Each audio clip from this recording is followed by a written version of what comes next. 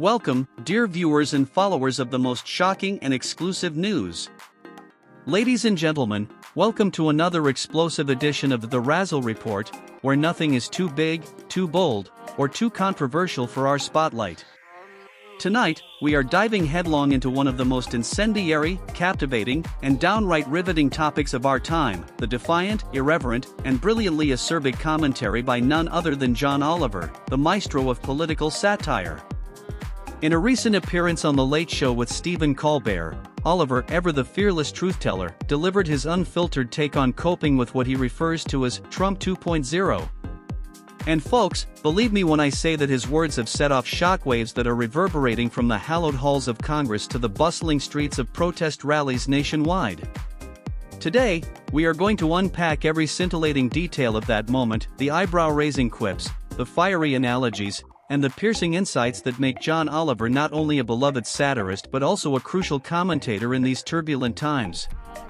From his pointed reflections on the protests of Trump's first presidency to his rallying cry for everyday activism, Oliver's remarks were a clarion call to the disillusioned, a beacon of hope for the downtrodden, and a rallying cry for those of us who refuse to let tyranny go unchallenged. Let's set the stage.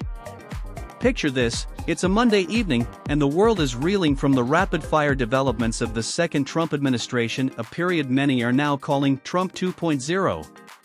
The echoes of a past era, with its mass protests and fierce resistance, are intermingled with the fresh, simmering tensions of today. Into this maelstrom steps John Oliver. With his signature dry wit and unflappable British demeanor, he steps onto the stage of The Late Show with Stephen Colbert not to offer hollow reassurance, but to share takeaways from that first explosive month. And what he has to say is nothing short of incendiary. In a tone that blended irony with gravitas, Oliver acknowledged that there was a degree of eye-rolling and almost weary recognition when it came to the kind of resistance witnessed back in 2016. Yet, with the acumen and passion that has made him a household name, he argued that the massive protests during the first Trump presidency were, in fact, a net positive. They provided a crucial outlet, a kind of pressure valve that not only energized the activists on the front lines but also sent a vital message to the corridors of power. According to Oliver, the presence of demonstrators at airports and other public spaces wasn't just a nuisance to the powers that be, it was a galvanizing force that spurred decisive action inside the government's very own halls. Oliver recounted a particularly compelling moment from his own show, where he shared a quote from one of the Department of Justice's brave lawyers. This lawyer, then immersed in the struggle against the infamous travel bans, revealed that witnessing protesters occupy airports wasn't a mere spectacle, it was an invaluable source of inspiration and legitimacy. Activism outside our building helped with the activism inside it, the lawyer had reportedly said, and Oliver was quick to drive home that point.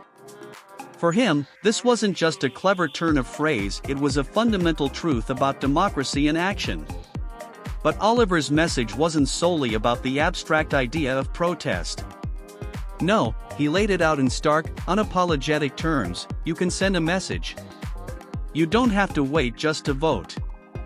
It's valuable sending messages, even if that message is, F this essay. Yes, you heard that right, folks. In an era when political discontent often feels bottled up inside the sterile corridors of legislative bodies, Oliver's call to arms is a reminder that sometimes, the most potent message is delivered by the raw, unfiltered cry of defiance. Now, if you're thinking that this is just another piece of political rhetoric, think again. What we're witnessing is a masterclass in blending humor with hard-hitting political commentary, a style that has not only defined John Oliver's career but also redefined the very nature of modern activism. His performance on The Late Show is a testament to the power of satire as a tool for social change. It's a message that tells us, when you're confronted by the relentless tide of Trump 2.0, when the very foundations of our democratic institutions seem to tremble under the weight of authoritarian impulses, you don't just sit back and hope for a miracle.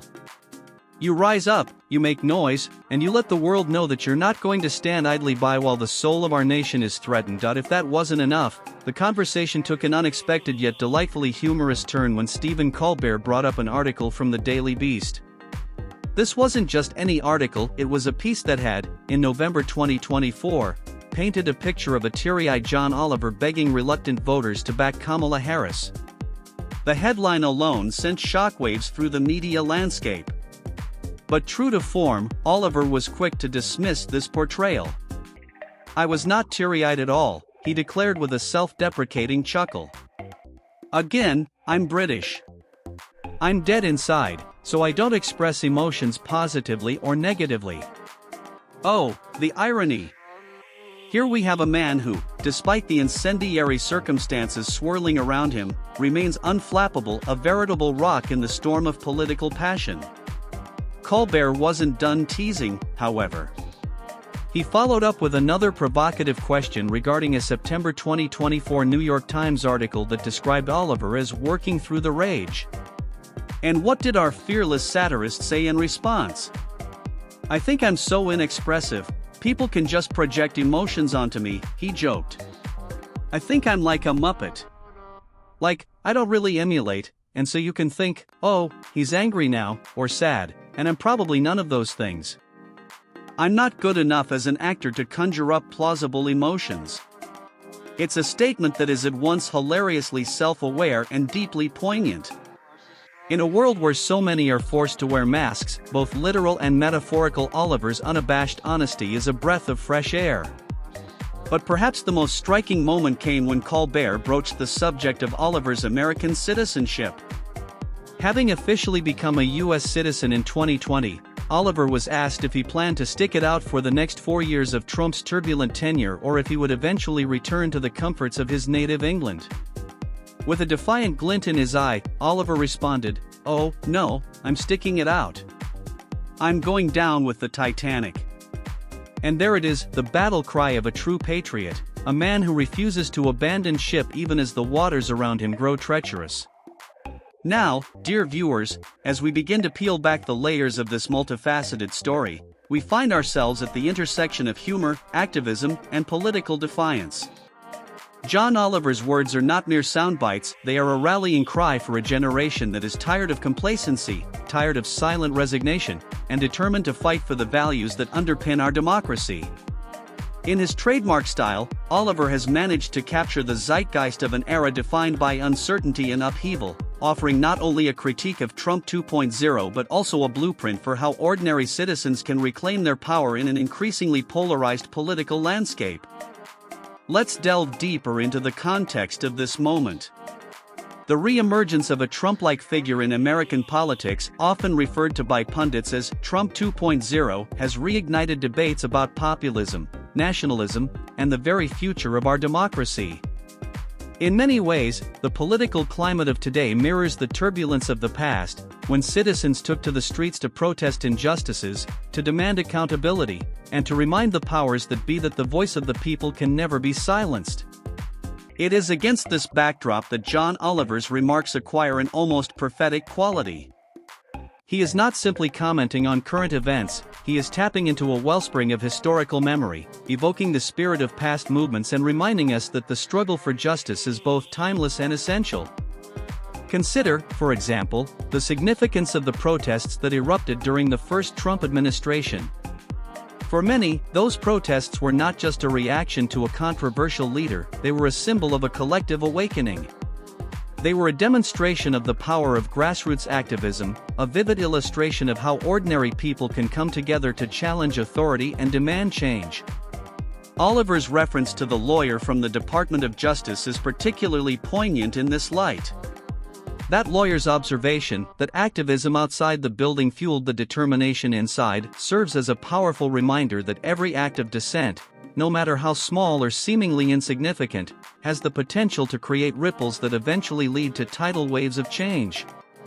In today's hyper-connected world, where every tweet and every video clip can spark a national conversation, Oliver's message resonates on multiple levels.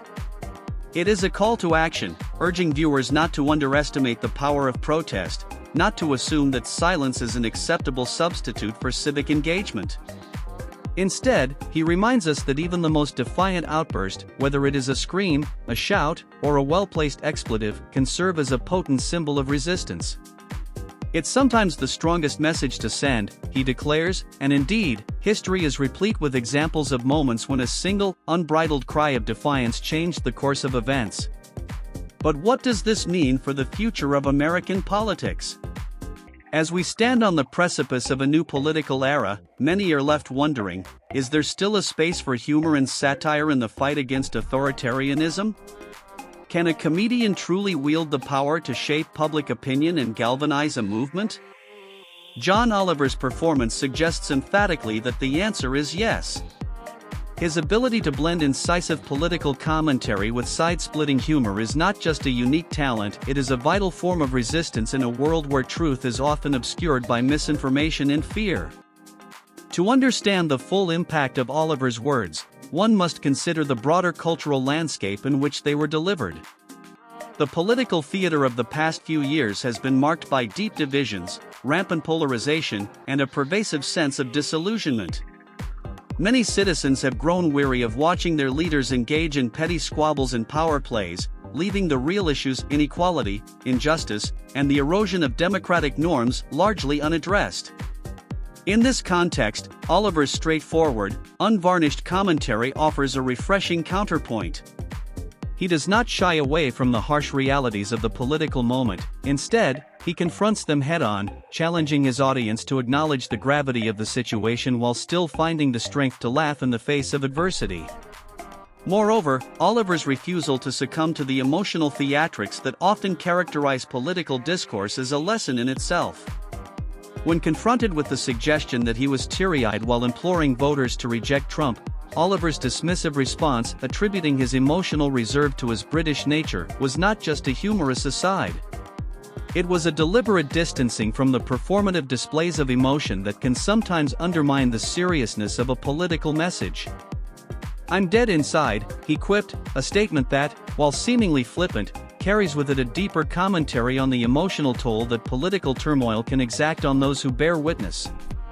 In a time when feelings are often weaponized for political gain, Oliver's stoic, almost clinical demeanor serves as a reminder that true resolve is not measured by tears, but by the strength of one's convictions. It is also worth examining the curious case of public perception and projection. When Colbert brought up the New York Times article that described Oliver as working through the rage, our intrepid satirist responded with a laugh, comparing himself to a Muppet, a being so inexpressive that others are free to project their own emotions onto him. This self-deprecating humor is emblematic of Oliver's entire approach to political commentary. He is acutely aware of the performative nature of his role, and he chooses to subvert expectations by refusing to play the emotional martyr. Instead of succumbing to the theatrics that often dominate the political stage, he remains an enigma, a man whose inner world is as inscrutable as it is captivating.